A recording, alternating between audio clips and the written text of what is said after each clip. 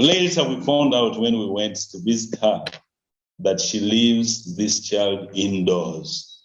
This child was around, by then was around 3 years. But the lady would lock this child indoor when she goes for work. And this bee is tied on ropes and she's thrown food there to eat and survive.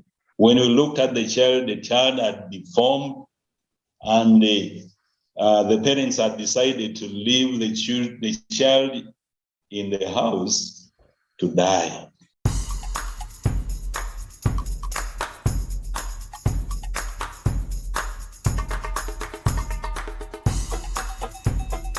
Mujevale. My name is Bani Kibuka, and welcome to another episode of the Ugandan Ball Talk Show. Welcome to my podcast, Mr. Walusimbi. I'm so glad that I started this platform to share about stories and to host people to impact other people's lives. And I know when I was in Uganda, I talked to you about like, hey, I want you to be on my podcast, because you're the one person that has impacted my life. Many people might not know you or who you are, who are these people behind Bonnie's life. And I'm so privileged that now I have this podcast that I bring people who are behind what they see today, that they don't know who Bonnie was like 10 years ago. And that's the whole reason why I wanted to bring you to the podcast to just talk about your life. Also, you to tell my listeners who Bonnie is, how you met Bonnie, and about myself, that some of the things I might even have forgotten that you remember about me, but also not forgetting what you do, what you've done in the community, especially where I grew up, where you're still serving God and helping people in the community. There's a lot of things we're going to talk about, your ministry. But before we go into all that, who is Walusimbi? Walusimbi Joseph is born of Mr. Walusimbi John and the Esteri Nalongo of Bulamazi in Mpigi district. That's where I come from. I studied my primary in Mpigi, a school called Bujuko CS, a primary school. It is a UPE school. Okay. I went to a private school, and I continued my senior six in Mackay College in Atete. And that's where I completed in 99. Oh, wow. I was born in 1979 on 8th of December. That's when I was born. Oh, and I am privileged to have been born among many boys and girls. We are 17. Oh, wow. That's a lot. And I am the 14th. Wow. Yes. Do you still have all your siblings? No. Unfortunately, we have lost around 4 of them. Oh, wow. Sorry. Some of them have succumbed to HIV/AIDS. Others, natural death. Yeah, I know. Do you still have your parents, your mom and dad? Yes, my mom and dad are still there. Okay, that's good. Yes. Yeah, most people might wonder why I introduced you as Mr. Walusimbi. So you have a lot of titles at this point. Personally, I called you as Mr. Walusimbi because you were my teacher in high school. And that's one of the things I wanted to touch a little bit. I mean, the podcast is not about my high school, but because I hosted you here for some other stuff like your ministry, but I can't leave that out of the topic because that's how you and I met and that's how you got to know me. So you are my teacher, geography teacher, and without what do you remember about me in high school? Only good things. I believe you can't allow me to talk about the other side. However,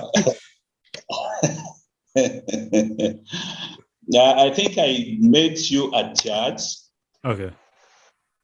before we met at school. We used to go to the same church.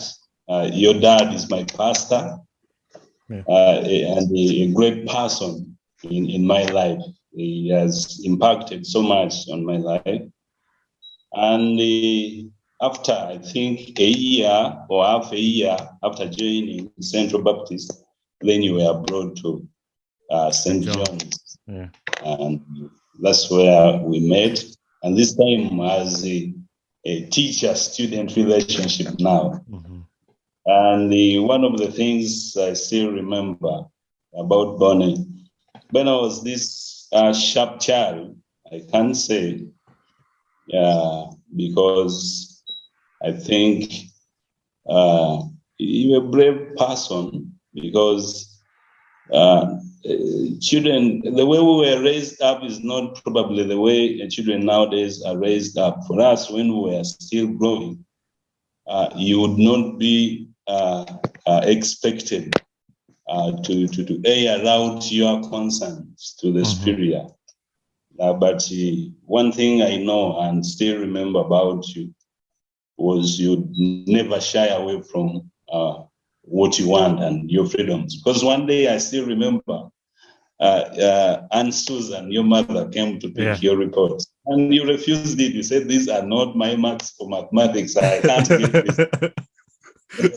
this." Not so many students can do that. She came back with a report and said, "My son refused this report because I think there was an error when they were entering the marks." And she said she cannot take the report because the child refused the report. That's true about your leadership abilities. I think you were in senior two when you became a head boy of St. John's. Not so many students can become head boys or can head boys at a tender age like that, because we had up to senior six. But I think because of the leadership abilities that the school saw, you were appointed head boy of the school. So that's some of the things I still remember, and I can't forget about Bonnie. Yeah. Thank you for sharing that. Actually, I forgot a little bit about the mathematic things, but when you talk about it, it came back to my head, and I remember that. But yeah, I'm thankful for my time at St. John's, because I feel like that time there changed who I am today. Like, even the bad things that happen, like even the challenge. I mean, we're all young kids that go through like different things. We make mistakes, but still these mistakes build who we are today. And I feel like that time that I was there, having you people like the teachers guiding me, helping me, it's what has made me the person I am today.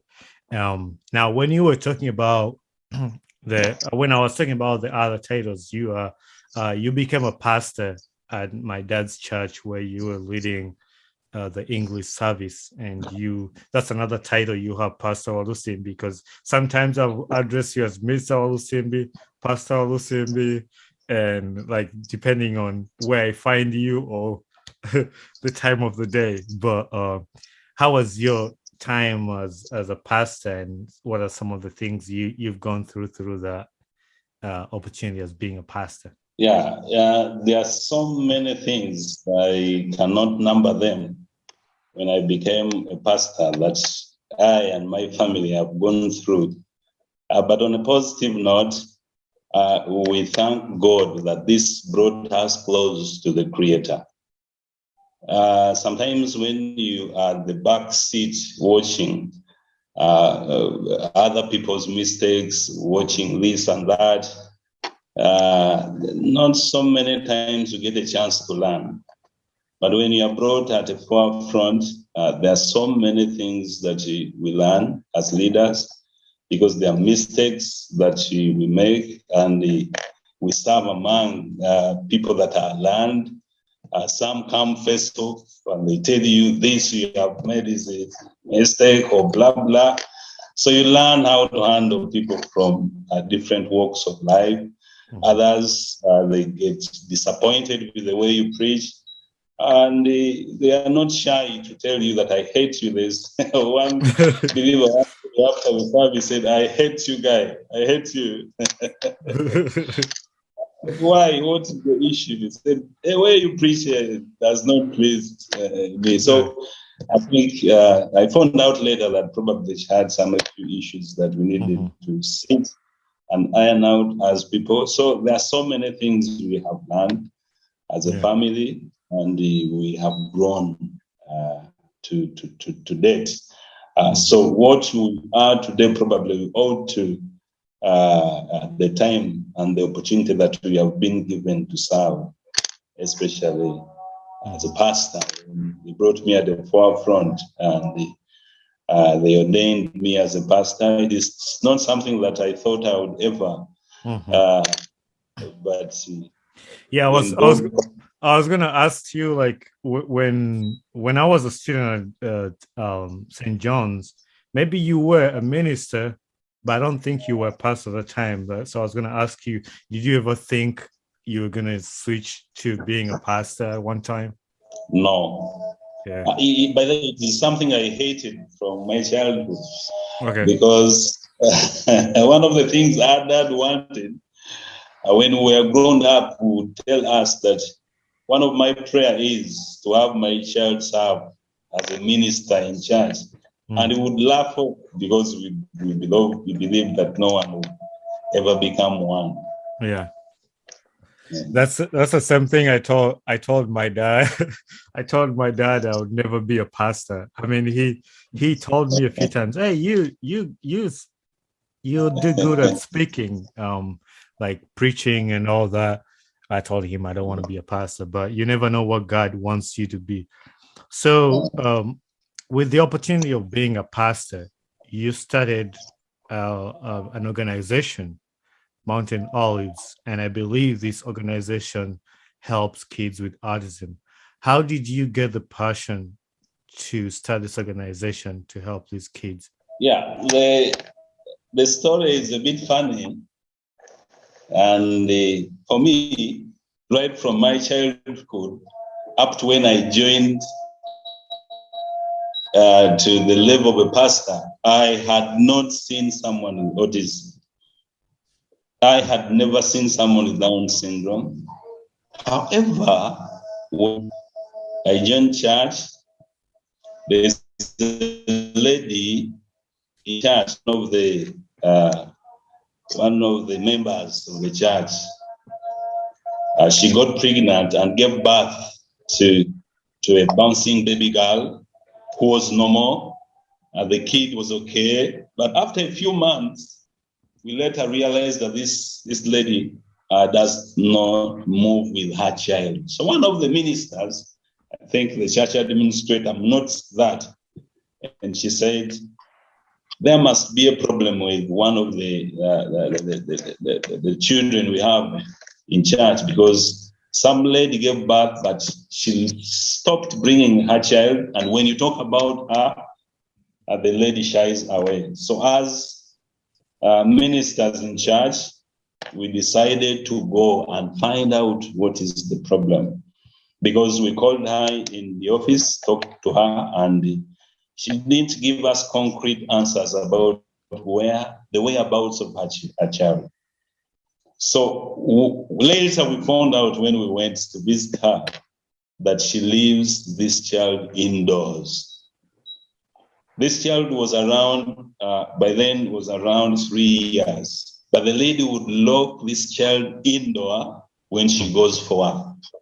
Yeah. So the husband leaves for work, the mother leaves for work, and this baby is tied on ropes, and she's thrown food there to eat and survive. So as a church, when we went there, my goodness, the girl was in a terrible state. So we said, what is the problem? When we looked at the child had deformed, and the parents had decided to leave the child in the house to die. So this was unfortunate situation I came across. I started thinking about children who are like her, and it started ringing in my mind that there must be so many children of this category who are not brought out in public and they are locked indoors. Yeah. I started developing the feeling for these children. I started finding out, where are these children if they exist? Where do they go? Because you meet people along the way, they don't have them. Mm-hmm. In the marketplaces, you don't find them. In churches, you don't find them. In people's compounds, you don't find them. So where are they? And I didn't know that God had started a journey of showing me the children who are like that girl who was called Mercy, who are in need. And later I found out that there are so many of those children that are hidden under the carpet.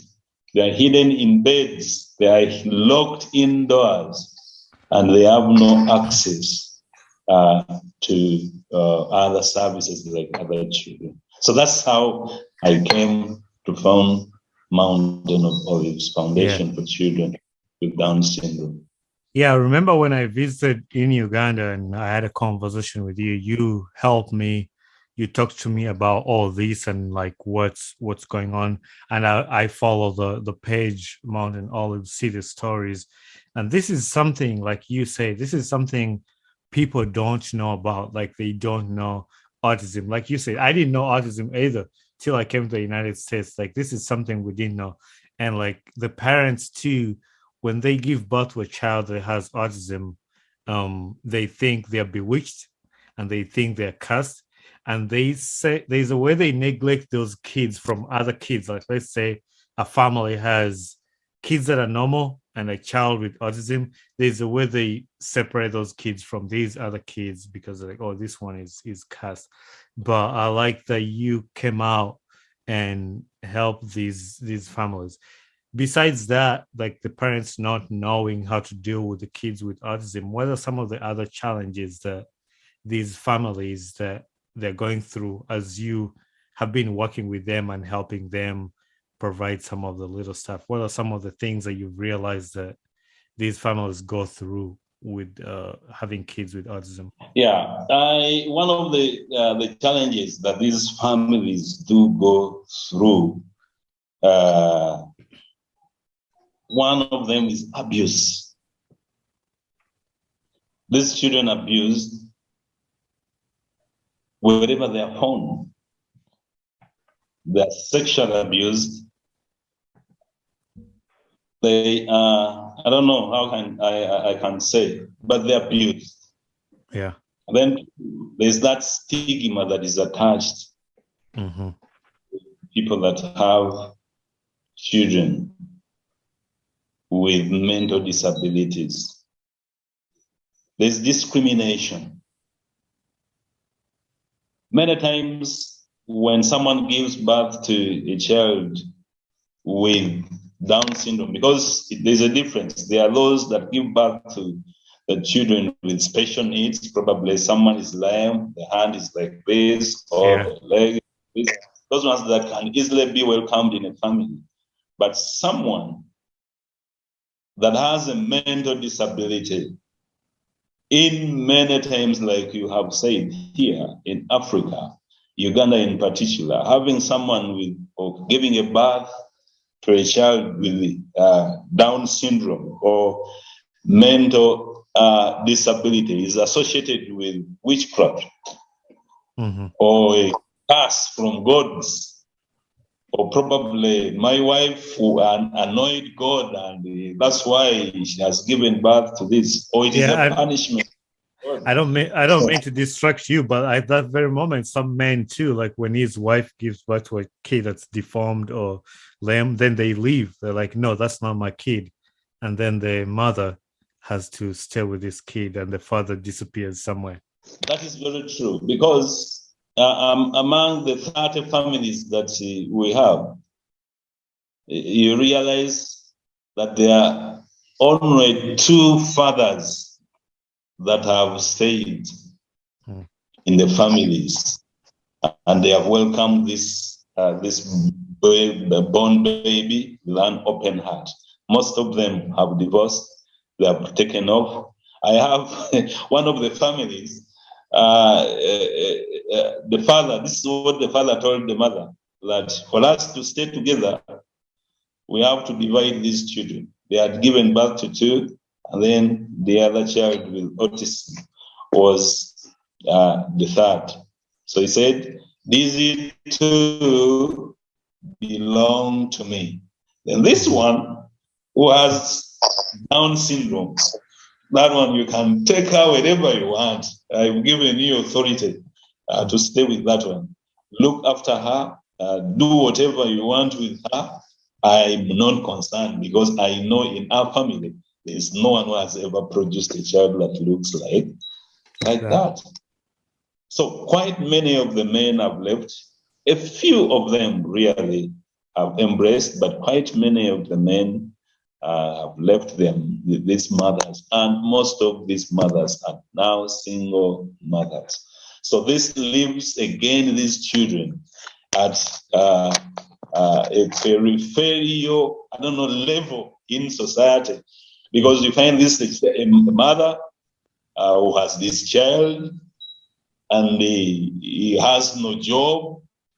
She has nowhere to get money to look after this child.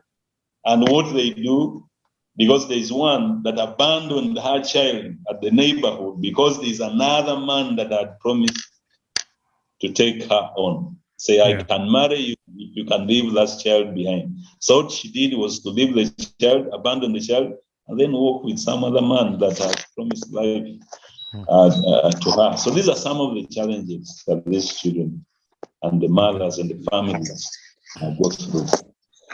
So what are some of the things that you personally have had, like what are some of the things that you have come in to do to help these families? Yeah, not so much, but one of the things probably we have done is to help change the societal perception of the definition probably of children with mental disabilities. Just like you and I, people in the society have also not seen these children. Mm-hmm. When you see one here, you will not see another one. Probably this one you have seen is your relative, so you will not see another person. So in most cases, people in society do not know that these children exist. So one of the things we have done as Mountain of Olives is to open people's eyes that, look here, these are children that have been created in God's own image. God is very complex because we have all been created in his own image. So we bring them together and then we call people and say, look, we are also people like you, don't screen us out. So that's one of the things probably we have done in the community where we are. Then two, most of these mothers, they do not know where services can be got. In fact, most of the public facilities do not care. I don't know whether that's the correct word I can use. Yeah. But not extended services to these children. When you go to some of the government, I'm not a critic of the government, but when you go to the government hospitals, even the doctors there, some of them have not known that these people exist. Right. There is not a section, like for example, our office hospital here in Wakiso, there is no section for these children. I put the leader and someone who is in charge of this hospital. Time and again, I've faced him and I told him that we also exist. Where is her section? And it's like, you see, government, blah, blah, and etc. They don't have a definite answer. Yeah. So there are few areas where you can find services for these children, and some of these services are very expensive. Very, very expensive. Yeah. People can't afford them.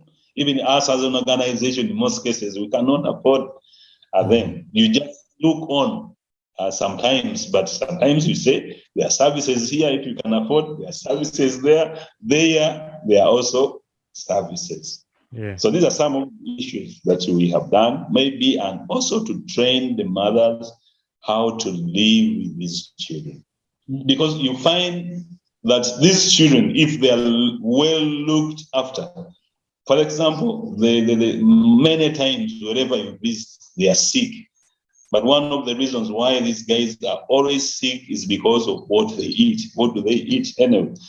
What they eat will not support, probably they don't boost their immunity to fight off diseases.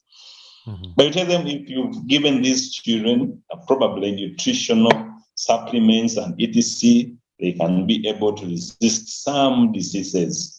And then you will not spend a lot of money buying painkillers. By the way, most of the medicines, they buy painkillers because there's one case, we took a child to a clinic and they just say, I cannot treat that person because if they die in my hands, take that kid away. So most of the times we adjust. The mother will call, say, my child is sick. You drive, get there, pick the child, you go to the hospital, and then you adjust because there are no services for these children. I definitely feel you on that and understand, because I've also seen, and like some of the things, like these kids who are disabled, they don't even have wheelchairs. They just crawl in the dust. Like nobody is gonna give them like a wheelchair. But yeah, when you say there's only much that you can do too as an organization, because you don't have like support from the government. It's something that just touch your heart and you can only do enough.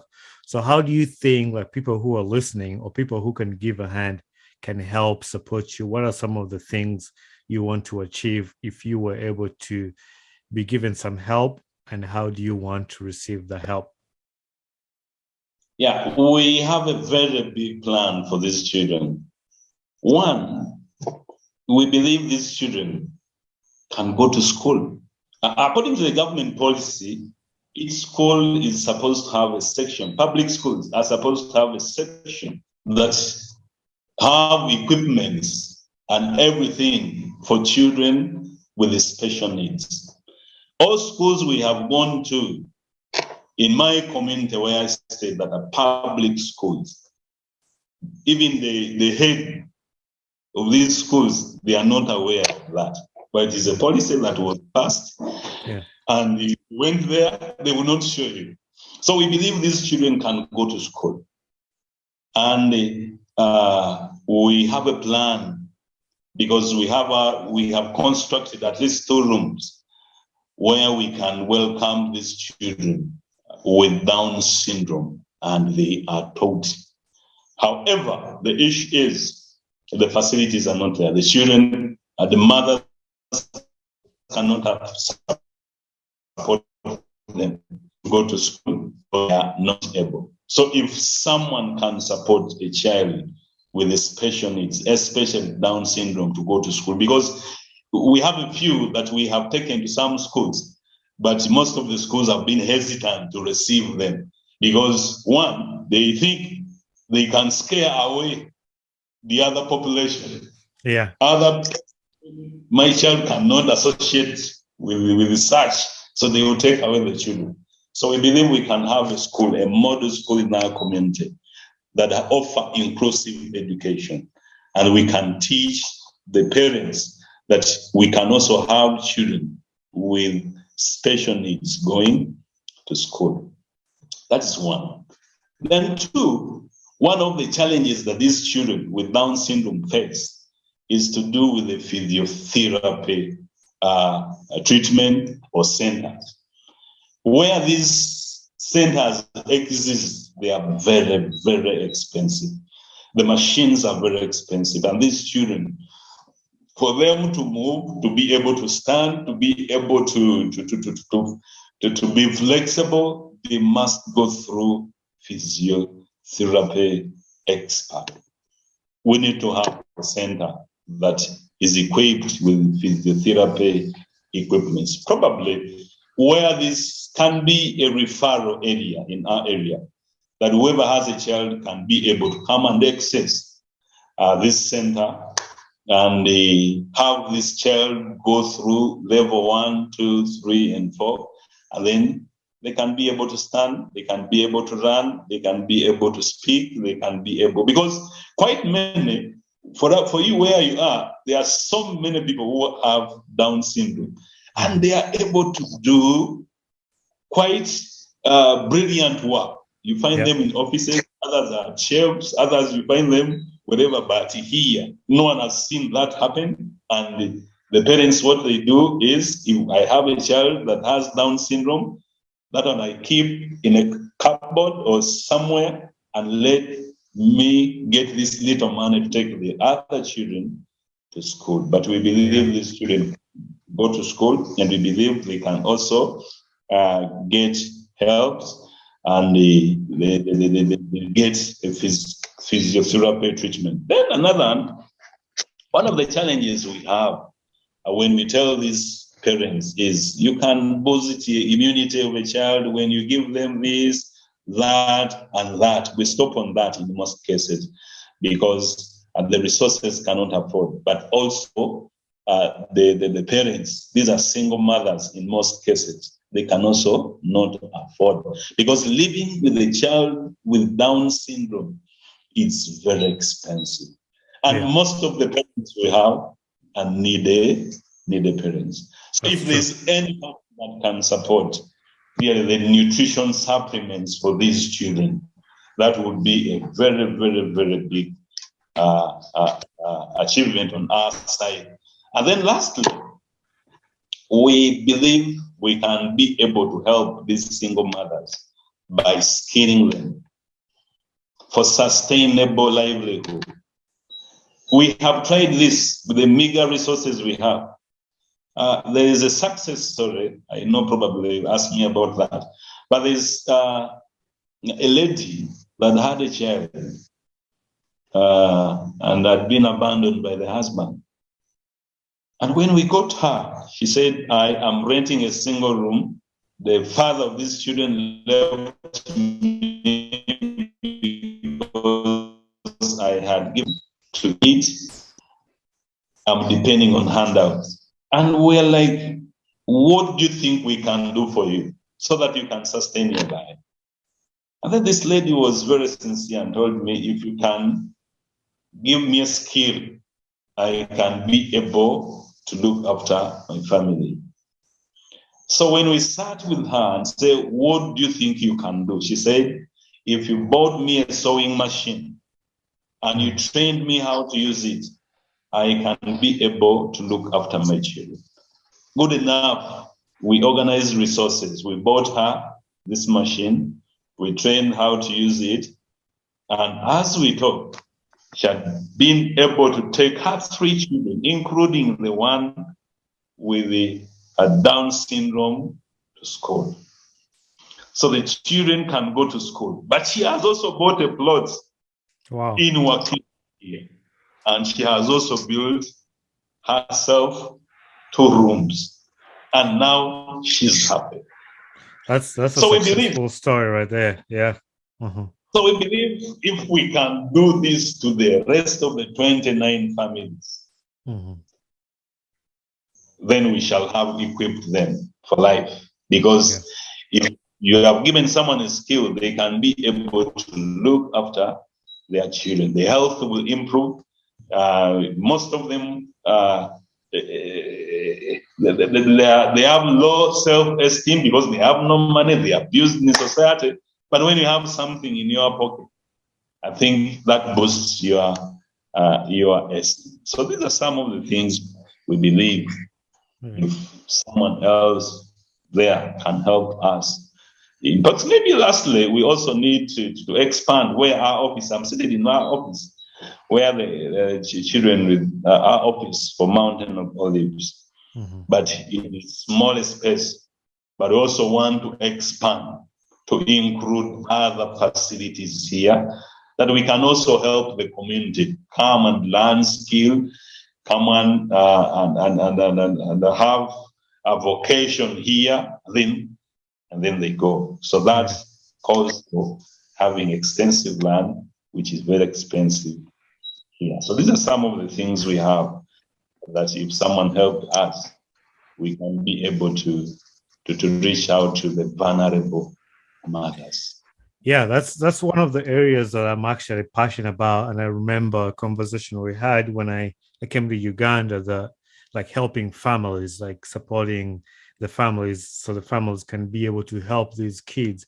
I mean, helping the kids is good, but if you helped the parents are able to build a relationship with the kids through you supporting them and teaching them a skill, like you say, like the successful story you just shared with us, that this lady is in a position to take her kids to school, and the kid will grow up knowing like my mother helped me to go to school, which helps build the bond with these kids. So I'm thankful that you shared that. Yeah, I was going to ask you about some of the successful things you've seen or stories that you've seen that have happened through helping these kids. So I'm glad you shared that. So on that story, is there anything else you wanted to talk about on that? Because I was going to switch gears to another something I wanted to talk about. Is there anything else you wanted to touch on Mount Olives? Oh, yeah, not so many, because quite many of the issues you have asked me and I have talked about them. Maybe what I had not highlighted is what we have done is also to sensitize the local leaders about the rights of people with special needs. You find that one of the problems we have is when the policies are being implemented, wherever they are implemented, the stakeholders are not involved. And quite many, including the people, because I was thinking about, we have people that represent us from the local level up to the top most level, because every LLC has someone who is responsible for people with special needs. But do they know what they do, what they are supposed to do? If you have not taken yourself to them, they cannot come to you. And for us, we represent them. But those we represent cannot come out to say, for us, we are here.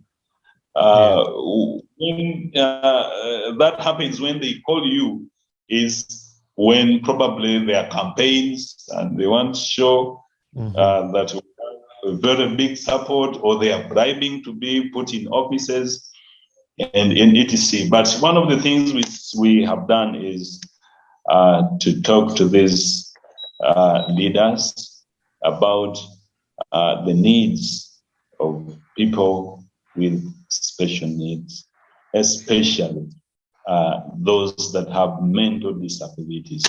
These other people are a bit okay. Those were them, with polio and etc.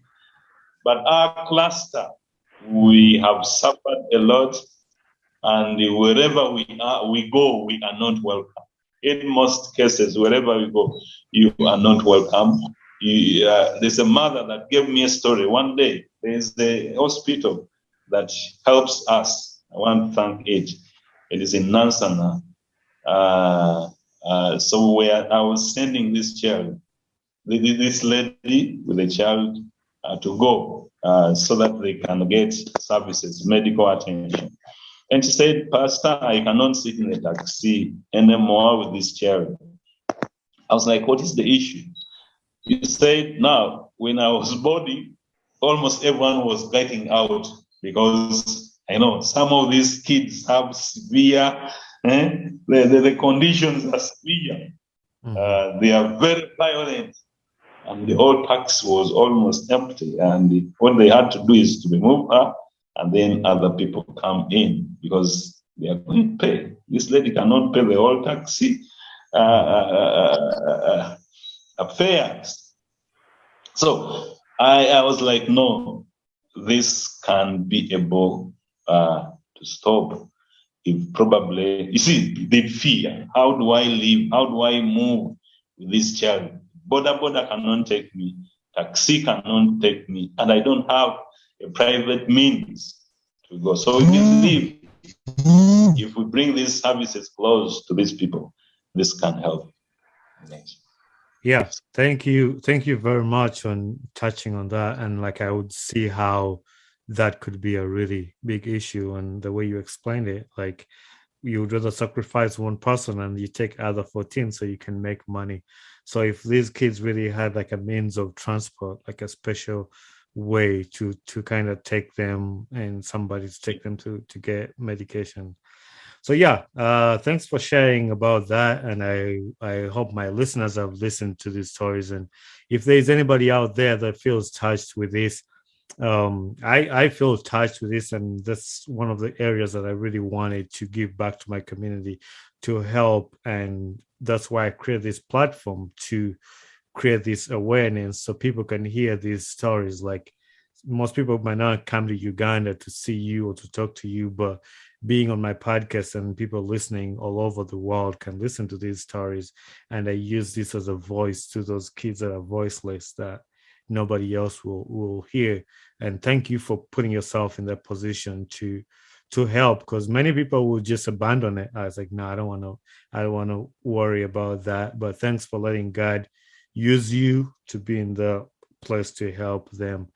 So now, on top of the other things that we've talked about, last year, towards the end of last year, God called you to start a church and to serve Him as a pastor. Talk to us about it, how it happened, and where you are at this point.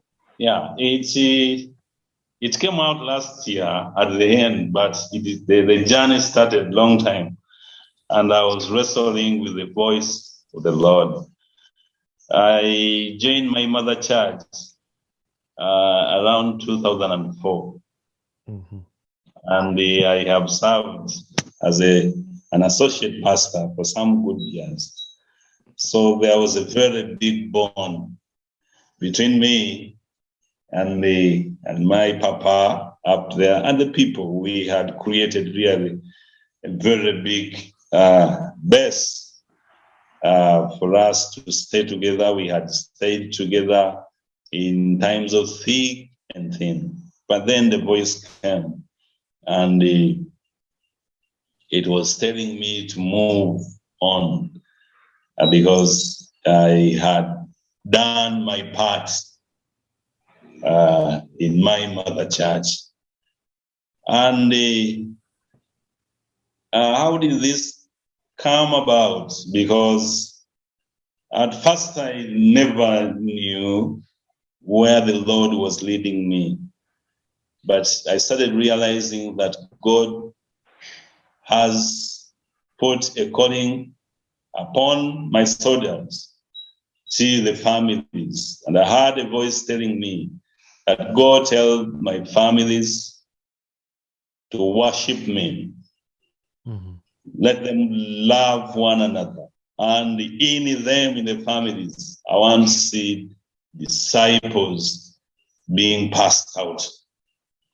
So I shared with my pastor. I love my pastor, Pastor Frederick Kadu. Shout out to Pastor Frederick Kadu.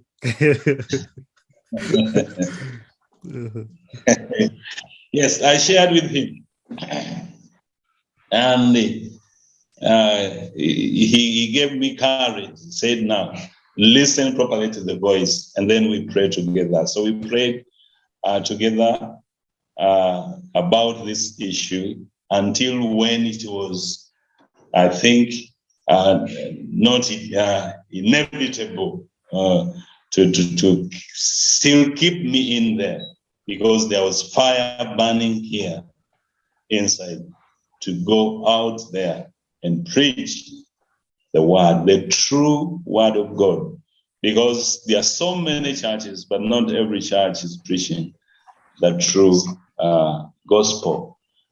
And this is one thing that we cherish about our church, Central Baptist Church, because we have been raised up into analyzing the word and preach it the way it is, not subtracting and not adding anything.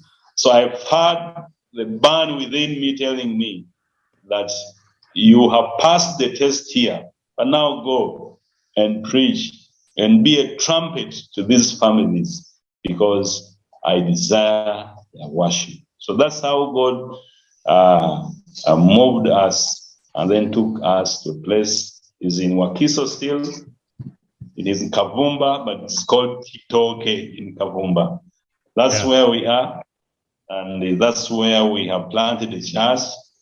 We went and with my other church, and we were installed there, and everyone saw that we are not orphans. We have parents. We went with our parents, and that's where we are. We are making a man. So, yeah, I'm really happy and excited to see. I mean, it's like the way we look at these things, like even personally, the way I look at this thing is like, I mean, I won't compare church to this other stuff, but it's like me starting a podcast and having other people start podcasts too. I just get happy because I know the job is getting done. Like people are gonna hear. So if like I have a lot of friends that do the same thing I do, that host people share. So I just get happy when I see other people start these kind of platforms, because I know that's when the word is going to go out there. So like people to start God to call you to start a church, I just get happy because I know that's the more people that are going to hear the word of God. But I also know starting a church is not easy. Like there's a lot of things that go into that, finance and support. And I know you shared with me some of the needs that the church has. And if you don't mind, would you mind sharing some of the needs that you have? Maybe our listeners, someone will listen and feel touched to kind of support and help you on this journey that you're on with anything. What are some of the things that you guys are looking at this point? Yeah, thank you so much, Bonnie, for this opportunity. There's just like beginning a journey. It's not that simple. Just like when God told Moses to leave and go, so he didn't know where he was going. Mm-hmm. He didn't know the challenges he was going to encounter. He didn't know. So we are now here, practically facing face to face with the challenges that probably we foreknew, but again, we had nothing. Look here, when I was, you look at God, he's telling Moses that I have heard the cries of my people. So go, I have come to rescue them. Mm-hmm. But where he's sending Moses, there is Pharaoh. Yeah. So for him to get the children out there, he had to interface with Pharaoh. So this is what is happening. Like today, it is very surprising. We have been using instruments. And some people have been helping us there and there, but today we reached there in the morning, and then the person that has been helping us with the piano said, no, my piano is not leaving this place. So that was our first experience, to have a service that had no piano. So we had no way out. We had gone there knowing that we are just picking the piano to go and start service. And then the owner said, no, you are taking it nowhere. So these are some of the challenges we have faced. The instruments, we don't have them. We don't have the piano.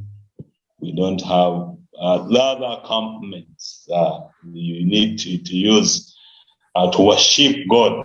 And then you really feel that you are probably moved.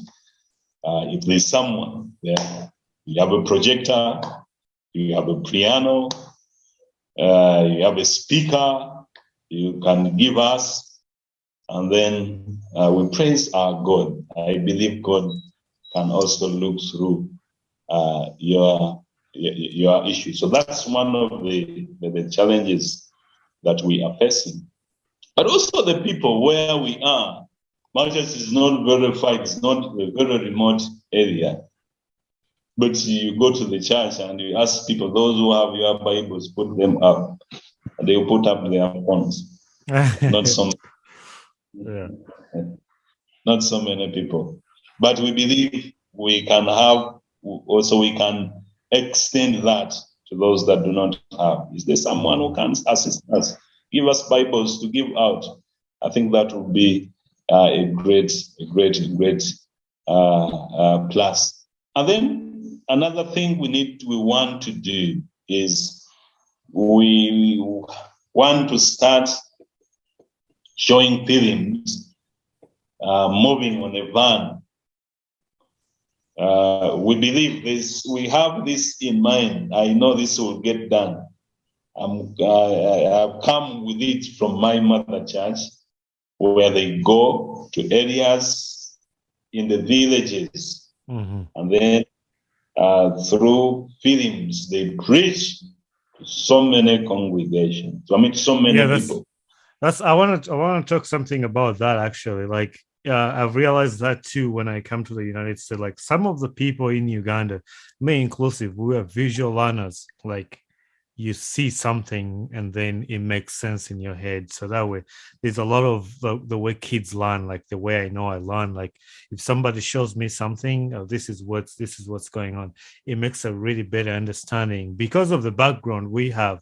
Like we don't read a lot. There's a lot of people who are illiterate, like especially when you're working in a village like that. So somebody to just see something like it's good and they will learn to read these Bibles. But when you're getting people who don't even know how to read the Bible, at least there's some first steps that you have to walk them through, and then they'll learn to read these Bibles on themselves when they get there. But a very fresh person who's just a believer, there's a way these films like share that message in their head, but just seeing it and learning from it. So that's a really good tool of sharing the word of God, especially in Uganda, in the villages, like the areas where your church is. So I just want to emphasize on that. Yes, yeah. So we want to have a van where we can put these films, station here today, and then show them this film.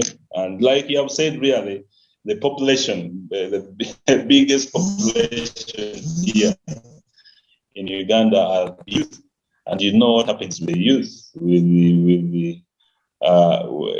the internet and it's the visual learners. We will get them quite many if you want to hook them something. So we believe that can win us so many souls. So that's one of the things we are looking for. The same person in a church, in a believer that can help us, we can put it to good use. We can have a van moving around villages, towns, and etc., preaching the gospel.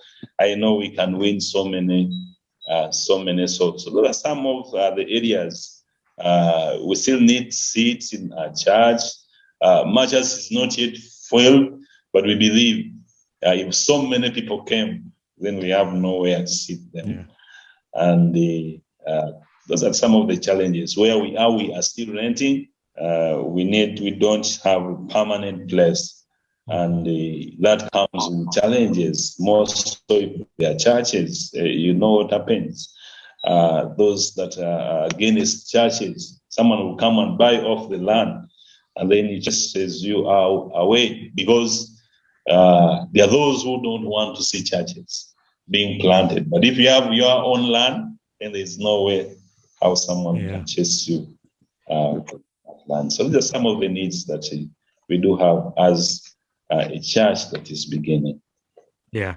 Thank you very much for sharing on that. And I love hosting things like that, things that are going to impact other people's lives. That's what I'm here for, and that's what I want to use my platform for, like to just see how I can help somebody else especially in Uganda, because I have this love for Uganda because I grew up there. I know what the situations are. I know what people go through. So using this platform to host people like you to talk about things you do and see how we can join together and help each other. See, I know the story. We can talk for the rest of the day, talk about things and how we can help, and probably I'll have to host you back again and keep on track to see what's going on and what's needed. And the other thing you might do for me is just take some pictures for me about the church, which I might include in this interview when I'm editing it to show people while we're talking about these things, to kind of people see what we're talking about, the seats and the location of the church. That way, that will help for these people to understand. So I really want to appreciate you for sacrificing this time to come on my podcast to talk about these things and talk about your ministry and how God is using you, and say hi to your wife. I remember her in the times of St. John's, and your kids and everybody. Pass my love to them. But before I let you go, what is one thing you want to leave to the listeners, or it could be like a life lesson? What is something you want to share to our listeners today? Yeah, I do not know whether I've got the question right, but Oh no, I say what's a life lesson that you want to share with our listeners today? yeah, one thing I can share with our listeners is there are many lessons, and I think God has given us this life to have people that we can help and really show them the love of God. When I was growing up, this is what my mother used to tell me. I used not to love children. I didn't love people that disturbed me, and the children would piss me off. But I don't know. Out of what I went through when I was growing up, I never wanted any child to go through some of the lessons, some of the hardships I grew up. And this, I don't know what I can say, but this helped me started looking at life as a big picture. That's one. And then two, looking at my life and living my life as a channel of blessings to the children.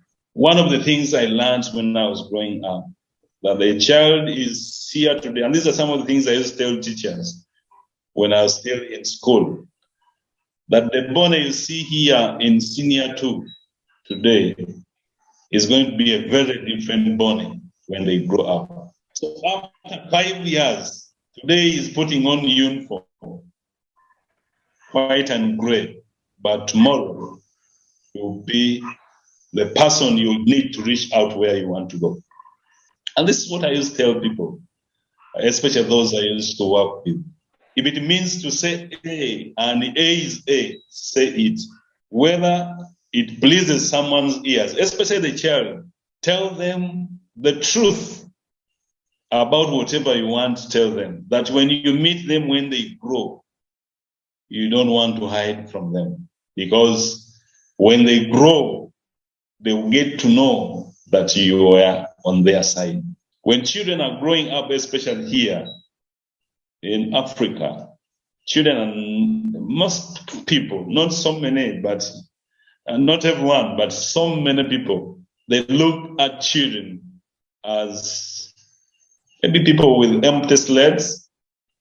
And when they look at them, they can never believe that what they are seeing today, tomorrow they will not be like the way they are. And that's why we have child sacrifice. And that's why we have people that molest children. And that's why we have people that do not respect the children. You train them, like the Bible says, in the way they should live. When they grow, they will never live that. And that has been my motto even when I was in school. When I've met you doing wrong, I'll tell you that is wrong. If I'm going to punish you, I'll tell you I'm punishing you because you have done something which is not good.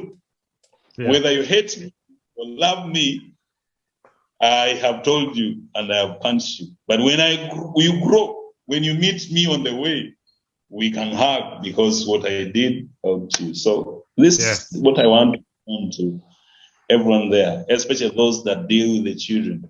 Today, they are children in your hands because they are 5 years, but after 20 years, they'll be 5 years and they'll be in position to probably take you to where you are destined to go. Yeah, the last part you just talked about, when you punish somebody, you tell them this is why I'm punishing. That one brought back some memories, but but yeah, you're definitely right. And I like the point where you talked about the kid you see here today is going to be a different person tomorrow. And I like to use that even today. The motto that I have of my podcast is we rise by lifting each other up. You'll see somebody you think you don't need at this point, but you don't know you might need them at some point, like even helping each other, like, hey, I want to get to this point, but I have an opportunity to help this kid get to this point, so we kind of just help each other. So yeah, thank you for sharing that. And yeah, shout out to all the kids that went to St. John's that are going to listen to this episode, and all my classmates, like everybody, pass my greetings.